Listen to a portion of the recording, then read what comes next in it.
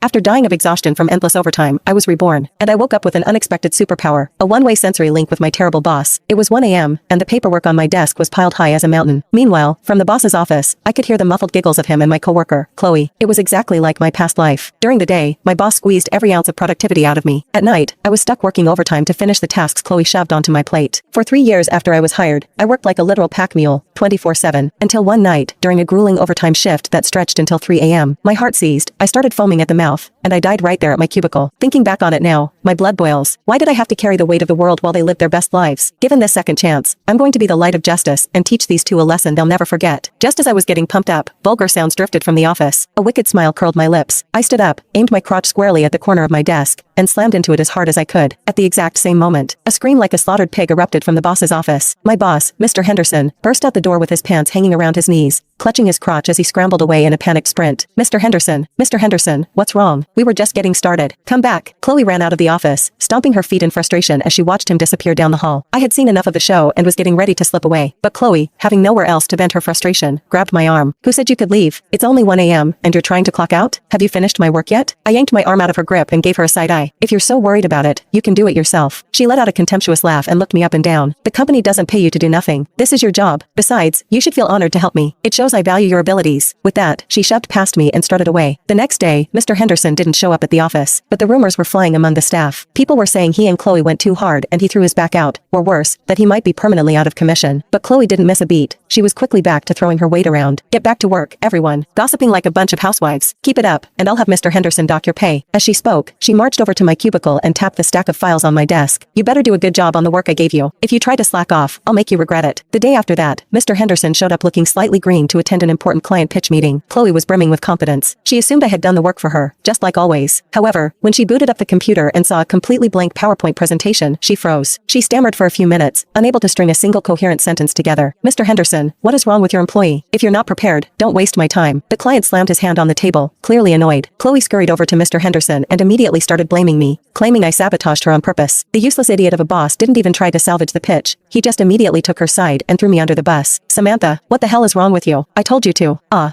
bit down hard on my tongue. Mr. Henderson shrieked in pain. The client, startled by the outburst, grew even more irritated. If your company isn't serious about this partnership, we're done here. With that, he stormed out, slamming the door behind him. Mr. Henderson, look at her. She ruined the project and humiliated me, Chloe whined, putting on a sickly sweet, victimized act. Ignoring his bleeding tongue, Mr. Henderson pointed a finger right at my face. You useless piece of. I pinched my thigh with everything I had. His face contorted. Piece of trash, you always. I pinched harder. If you can't do the job, get the hell out of my